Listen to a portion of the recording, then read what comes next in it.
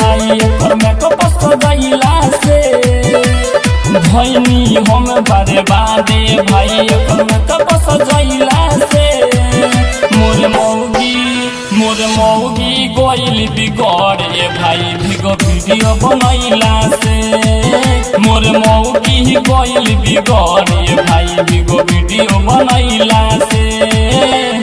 भैनी हम बर्बादे भाई एकर मेकअप सजैला से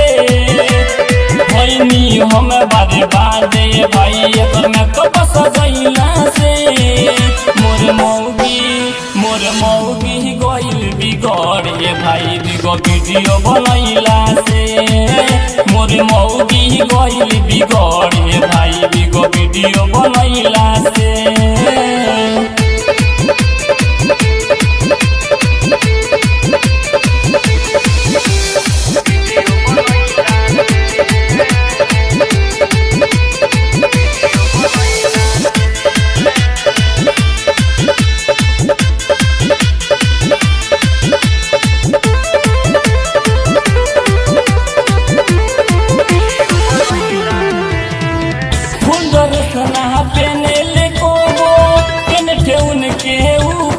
लइका बुढ़ा वहाँ जे भी देखेला और कमेंट खाली सुपर फुल दर्शना पेनेल कोबो पेनठे उनके ऊपर लइका बुढ़ा वहाँ जे भी देखेला और कमेंट खाली सुपर कितना लोग के कैलस दीवाना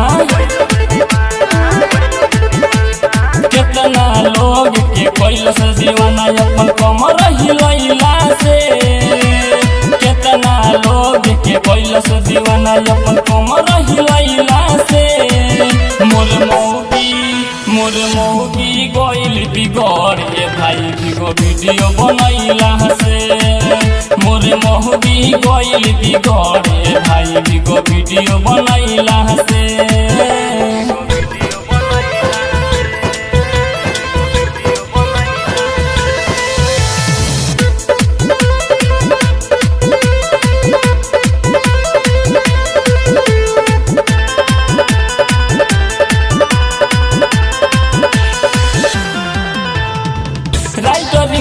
जे लिखे गीतिया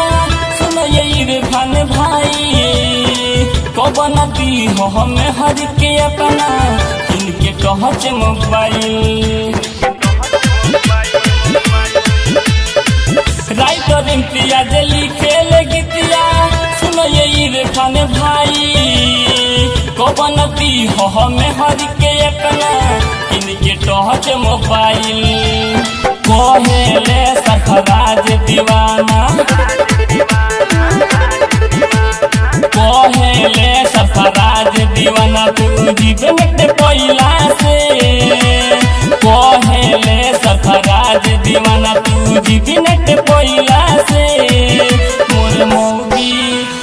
मौगी गोइल बिगड़े भाई बिगो वीडियो बनैला से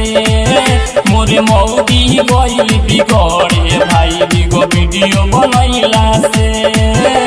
WR digital recording studio Bettiah.